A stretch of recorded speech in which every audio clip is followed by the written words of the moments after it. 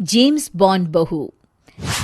गंगानगर में सुमन अपने बेटे योगेश, बहू मीना और बेटी शीला के साथ रहा करती थी। मीना ने लॉयर की पढ़ाई की होती है और वो जॉब करना चाहती है। सुनो जी, मुझे एक डिटेक्टिव एजेंट के यहाँ जॉब मिल रही है। जॉब, वो भी डिटेक्टिव का? अरे ओ बहू, कोई जॉब करने की जरूरत नहीं है। अरे तुम जॉब करोगी तो घर का काम कौन संभालेगा? मीना घर के कामकाज पर ही ध्यान देने लगती है। सुमन भी उसे काम पर लगाए ही रखती है। इधर शीला कुछ ज्यादा ही वक्त कॉलेज में बिताने लगती है। अरे इतनी रात हो गई, कहाँ थी तुम बेटा अब तक? फोन भी नहीं लग रहा था तुम्हारा। माँ, वो हमारी एक्स्ट्रा क्लासेस चल रही है ना, और फोन की ना बैटरी खत्म हो गई थी। अरे तो किसी और के फोन से इन्फॉर्म कर देती माँ, और मुझे कितनी चिंता हो रही थी। धीरे धीरे शीला रोज ही देरी से घर आने लगती है। कभी पढ़ाई का बहाना बनाती तो कभी कुछ और। देखो शीला, इस तरह चला तो मैं तुम्हारा कॉलेज बंद करवा दूंगा। ऐसा मत बोलिए ना, मैं समझाती हूँ इसको। मीना शीला को समझाने की कोशिश करती है, मगर वो उल्टा उसे ही झाड़ देती है। शीला, इस तरह घर रोज लेट आना अच्छी बात नहीं है। मुझे मत सिखाओ, बहू हो तो बहू के जैसे रहो।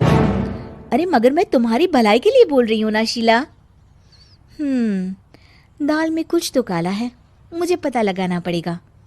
मीना अपना डिटेक्टिव वाला दिमाग लगाने लगती है। वो शीला की एफबी और इंस्टा प्रोफाइल्स को अच्छे से चेक करती है और उसको शक हो जाता है कि शीला का चक्कर किसी साहिल नाम के लड़के के साथ चल रहा होता है। वो शीला को समझाने की कोशिश करती है। शीला, वो लड़का अच्छा नहीं है, उसे छोड़ दो तुम।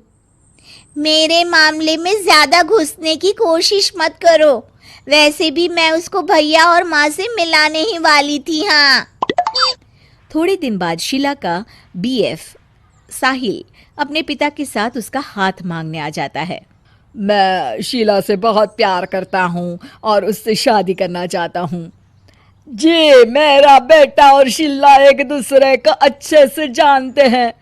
मेरा बेटा बहुत ही जल्द दुबई काम के लिए जाने वाला है। दुबई?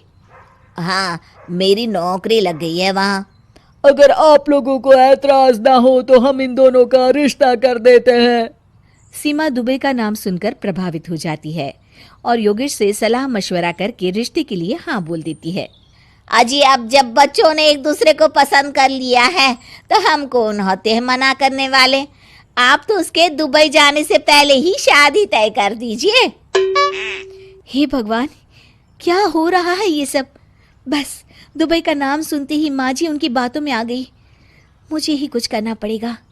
अब सुनिए जी, आपको नहीं लगता माँ जी ने रिश्ता तय करने में जल्दबाजी कर दी है? हाँ, सो तो है।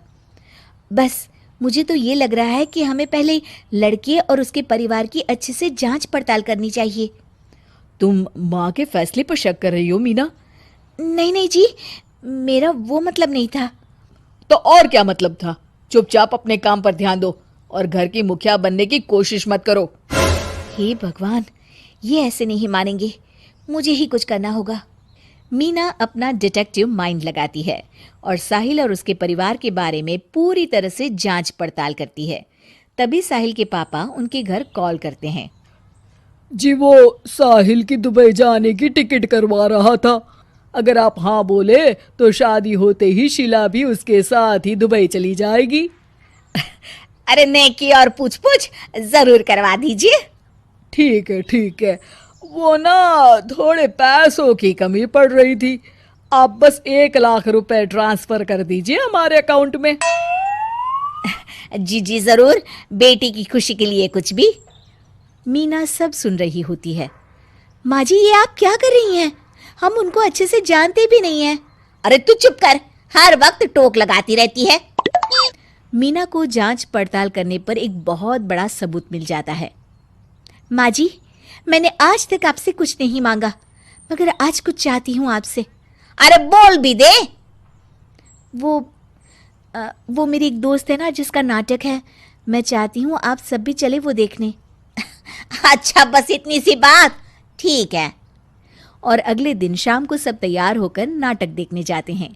स्टेज से पर्दा उठता है और सभी देखकर हैरान हो जाते हैं कि स्टेज पर कोई और नहीं बल्कि साहिल और उसके पापा ही होते हैं।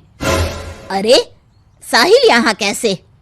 माँ जी, वो साहिल नहीं मयंक है, और उसके साथ उसके पापा नहीं बल्कि सह कलाकार सिद्धार्थ है, जिसे वो अपना पापा बनाकर हमारे घर ले आया था, और वो नाटक कंपनी में ही काम करता है। वो साहिल बनकर आपको चीट कर रहा था। हे भगवान, अरे अरे ये सब क्या है?